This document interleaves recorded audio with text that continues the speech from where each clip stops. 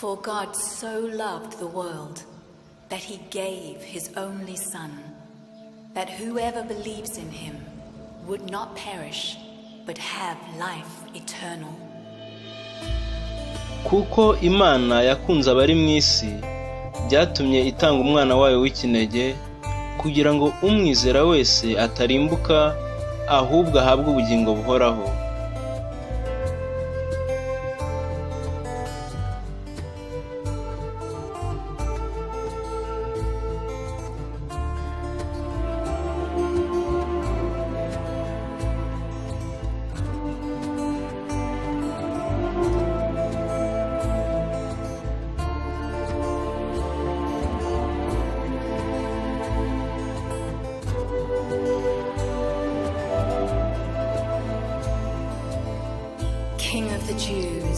Umwami w'Abayuda, niko urwandiko rwari ku musaraba rwavugaga.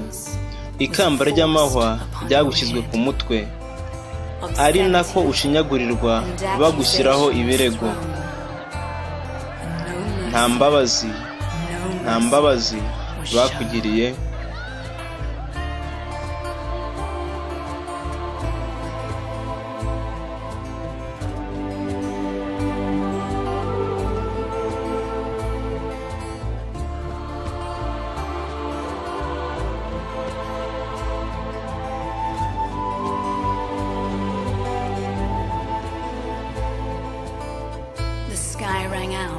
Ikirere cyumvikanagamo urusaku rw'inyundo ubwo baguteraga imisumari. Abasirikare bajugunya imyenda yawe. Uko imisumari yakwinjiragamo, wagiraga ububabare kugera no ku magufa. Nta mbabazi namba bakugiriye.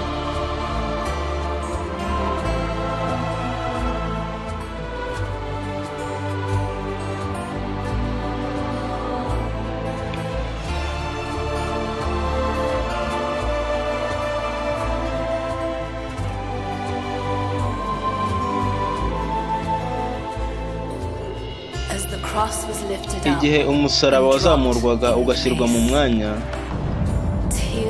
amarira y'umubabaro n'ishavu niko yamanukaga ku maso yawe. Ubwo wabonaga abagutotezaga uri ku musaraba, wabarebanye imbabazi n'urukundo.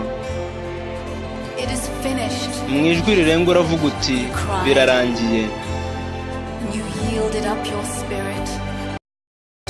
Warapfuye upfira abari mu isi bose, ariko urupfu ntirwabashaga kugumana mu mva. Mu minsi 3 gusa warazutse. Ndagushima Mwami, amaraso yawe yarankijije. Ndagushima Mwami, kuri uwo munsi ubuntu n'urukundo byanyuzuyemo, kandi imbabazi zawe zari imbabazi zihebuje wanyeretse.